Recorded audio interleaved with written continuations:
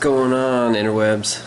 I just wanted to start a new channel. I'm going to be calling it Dirt Reefs. It's going to be more for me than maybe anything else, just to keep tabs on this tank that I've just started. I just moved over from a 28-gallon Nano.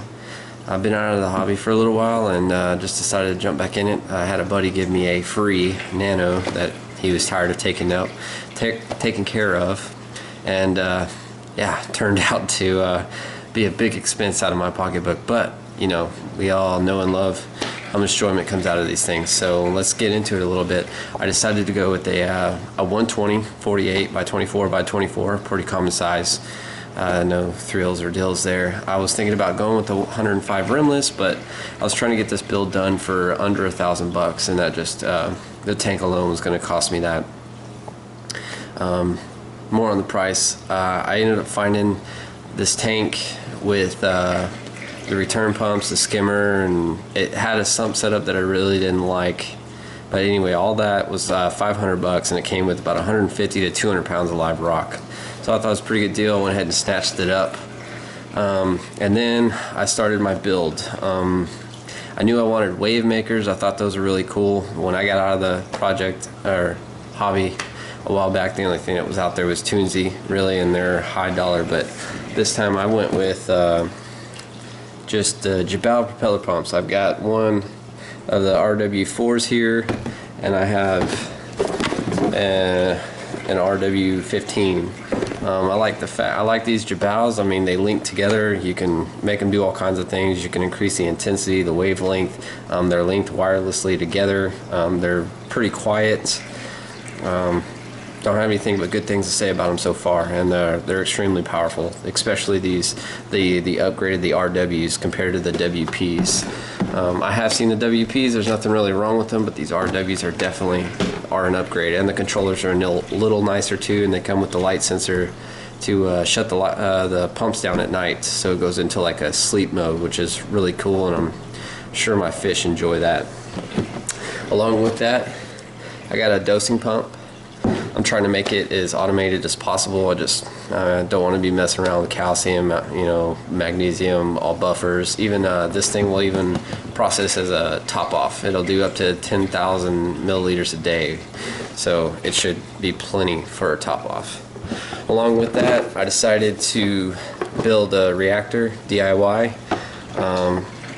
Knowing what I know now, I probably would have just bought one online from the guys over at Bulk Resupply. I ended up buying one of their the media holders anyway to throw in there, fairly cheap. It just worked better than trying to murder the inside of that container up and trying to make the GFO fit in there. Anyway, more on the GFO. I was fighting hair algae in my last tank a lot with toothbrush, water changes, everything.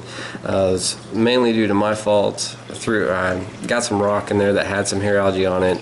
I do like to overfeed my fish. They are my little homies, and I like to take care of them. I'm sure I'm not the only one to do it, but I thought going into a larger system, larger water supply, be easier to take care of, and we'll see if the GFO lives up to its name. And it's gone in a couple of weeks. I've watched a lot of videos on guys just predominantly using GFO, and it disappears, so we'll see.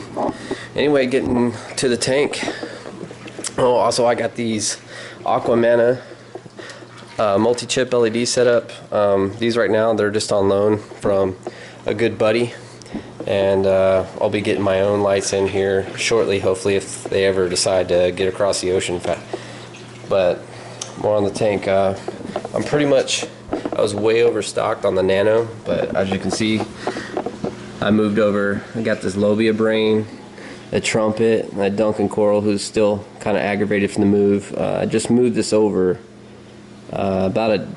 just day before yesterday, so it's been in here a total of 24 hours.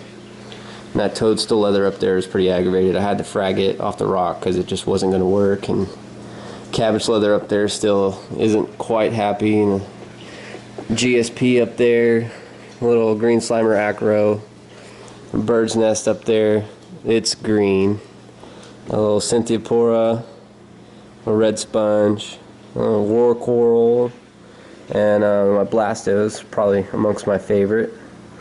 Little candy cane, you can see that hair algae on there. Hopefully, I just I've been trying to pick at him with the toothbrush and everything, and he just does not like it, but I'm trying to get rid of that hair algae. And moving on to the pagoda cup, who still hasn't opened yet, and we've got several little bitty colonies of zoes here, including the orange bam bams I just got and some little blue frostbite ones, little bubble coral, little pink fuzzy mushrooms, little rickordia who still hasn't opened up all the way, some blue mushrooms, and Kenya tree back there, a little devil's hand leather. Once again, the orange sponge, and then got my fish, a maroon clown.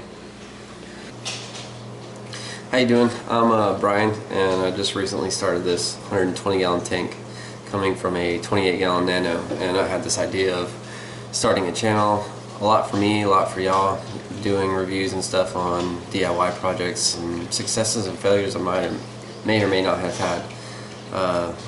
Previously been in the hobby for about 5 or 6 years and got out of it due to moving and getting out of the military and everything, and got here to Oklahoma, and I had a buddy give me a free Nano, which turned out to be a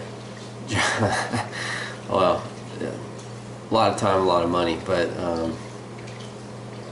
things went the way they did, and I had a tendency to overfeed my fish, corals, everything. I liked them, they're my little homies, and ended up battling phosphates and hair algae. It was not a fun ride in the Nano, and it quickly became overstocked, but a lot of that was my own doing. But I figured I'd give a bigger system a chance, just figured larger water column, and from my previous experience, a larger aquarium is a little bit easier to take care of. So getting into that, this whole build I wanted to do, my idea was I had about $1,000 to spend on it, which isn't a whole lot in the saltwater world, but I think I got it done, aquarium lights and all. So let's just take a brief overview and see where we are starting out. I bought this tank, 120-gallon, 48 by 24 by 24 on Craigslist with about 150 to 200 pounds of live rock in it for $500. It came with a T5 setup, which I'm not really a fan of, to each their own, but I really like the shimmer effect that LEDs and metal halides give you.